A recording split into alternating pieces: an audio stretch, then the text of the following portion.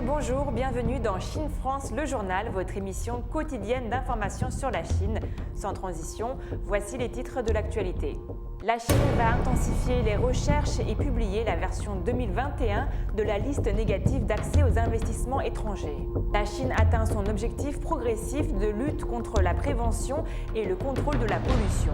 Concernant l'origine du Covid-19, la Chine demande à l'OMS une enquête sur 2 laboratoires américains. La Chine veut construire un vaisseau spatial géant de plusieurs kilomètres. La Chine et les États-Unis maintiennent des communications normales dans les domaines de l'économie et du commerce. C'est ce qu'a déclaré jeudi Gao Feng, porte-parole du ministère chinois du Commerce, lors d'une conférence de presse. Il a indiqué que la Chine estimait que les tarifs supplémentaires imposés par les États-Unis ne sont bons ni pour les 2 pays, ni pour la reprise économique mondiale. Et le 23 août, lors d'une conférence de presse tenue par le Bureau de l'information du Conseil des affaires d'État, le ministre chinois du Commerce, Wang Wentao, a déclaré que la plupart des entreprises à capitaux étrangers en Chine pratiquaient également le modèle à double circulation, c'est-à-dire un modèle de croissance qui combine le développement économique sur le marché domestique et international. Ces dernières années, la Chine n'a cessé d'élargir ses zones ouvertes et de faciliter davantage l'accès à son marché. La liste nationale négative d'accès aux investissements étrangers a été continuellement réduite, passant de 93 à 33 secteurs. Les restrictions sur les taux de participation étrangère dans les secteurs tels que l'automobile, la finance et les valeurs mobilières ont été assouplies. Au cours des 4 dernières années, la Chine s'est régulièrement classée au 2e rang mondial en termes d'attraction des investissements étrangers. Selon le rapport d'enquête de la Chambre de commerce étrangère, malgré l'impact de l'épidémie de Covid-19 l'année dernière, 56% des entreprises à capitaux américains, 73% des entreprises à capitaux européens et 89% des entreprises à capitaux japonais ont réalisé des bénéfices. Le ministre chinois du Commerce, Wang Wentao, a souligné que la plupart des entreprises à capitaux étrangers en Chine pratiquent également le modèle à double circulation. Depuis 2012, l'échelle globale des investissements étrangers en Chine a maintenu une tendance à la croissance. En 2020, dans le contexte d'une baisse de 40% des investissements étrangers mondiaux, les investissements en capitaux étrangers en Chine ont augmenté de 4,5%. Wang Wentao a indiqué que le ministère chinois du Commerce prendra des mesures sous 4 aspects pour mieux absorber les investissements étrangers. Premièrement, élargir l'ouverture. La liste négative sera encore réduite. Sa version 2021 sera publiée dès que possible. En assouplissant l'accès, les restrictions se relâcheront et l'ouverture continuera de s'étendre. Promouvoir les négociations d'accords de libre-échange, participer activement et promouvoir les réformes de l'OMC.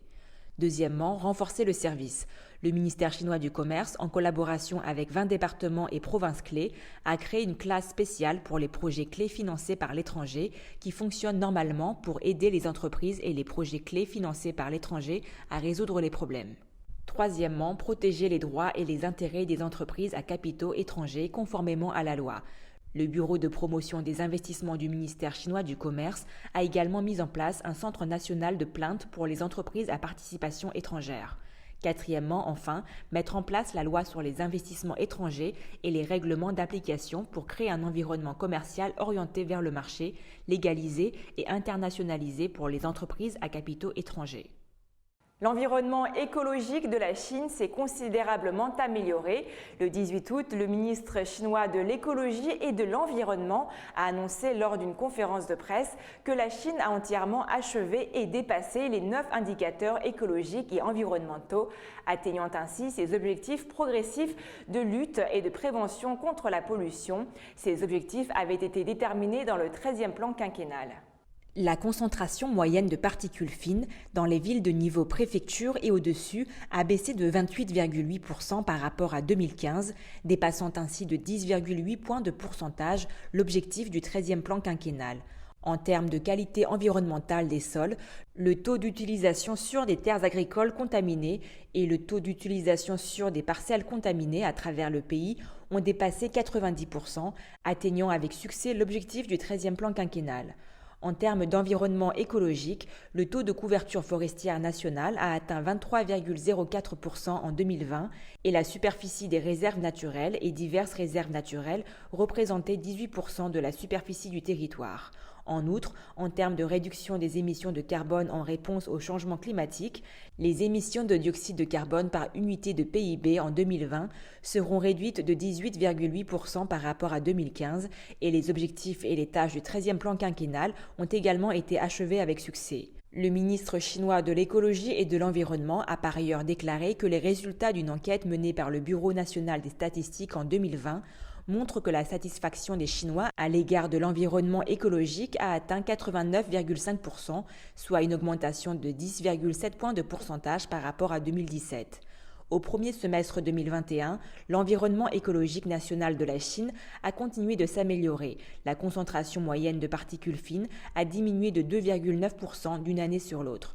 Répondant aux questions sur les déchets solides, le ministre a déclaré qu'après 4 années de travail acharné, la Chine a atteint l'objectif de réduire à zéro les importations de déchets solides d'ici la fin de 2020 comme prévu.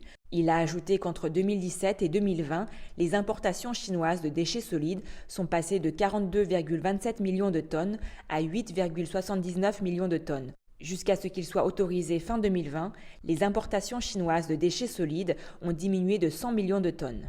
Au cours des 4 dernières années, le ministère de l'écologie et de l'environnement a lancé une action spéciale pour condamner les violations environnementales des déchets solides importés, inspecté plus de 2300 entreprises et enquêté et traité plus de 1100 entreprises conformément à la loi. Plus de 8800 entreprises responsables de pollution dispersée ont été fermées.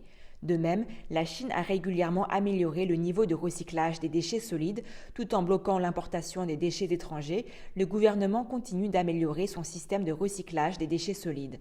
Le gouvernement a également formulé et publié des normes nationales de qualité des produits pour les matières premières recyclées de fer et d'acier et les matières premières en cuivre recyclées afin de normaliser et de guider les entreprises dans l'importation de matières premières recyclées de haute qualité qui répondent aux normes de qualité des produits. En 2020, la quantité totale de ressources renouvelables récupérées en Chine a atteint 370 millions de tonnes, soit une augmentation de 110 millions de tonnes par rapport à 2016 avant la réforme, avec une augmentation de 42%. L'aéroport international Lukou de Nankin, dans la province chinoise du Jiangsu, dans l'est du pays, a rouvert jeudi matin après une fermeture de près d'un mois.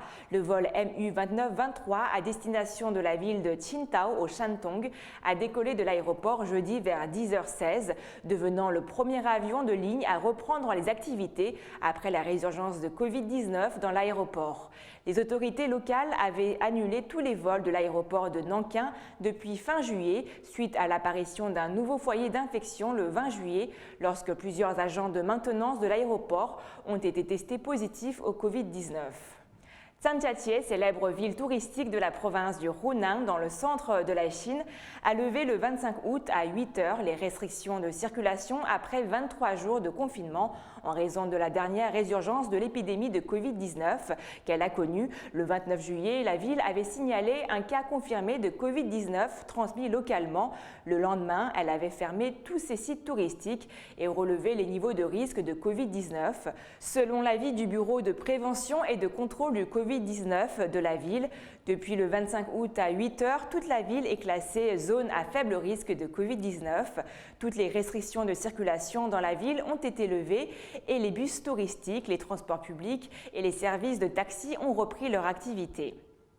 La Chine a réitéré sa position sur la traçabilité de l'origine du Covid-19, minimisant l'hypothèse d'une fuite de laboratoire. Mardi, le représentant permanent de la Chine auprès de l'ONU a estimé que les laboratoires de Fort Detrick et de l'Université de Caroline du Nord aux États-Unis devraient faire l'objet d'une enquête transparente avec un accès complet dans le cadre de la recherche des origines du coronavirus. Dans une lettre adressée au directeur général de l'OMS, le représentant permanent de la Chine auprès de l'ONU à Genève, Chen Xu, a souligné que la soi-disant fuite de l'Institut de virologie de Wuhan était extrêmement improbable et que cette conclusion était dans le rapport conjoint de l'équipe d'études OMS Chine sur les origines du virus.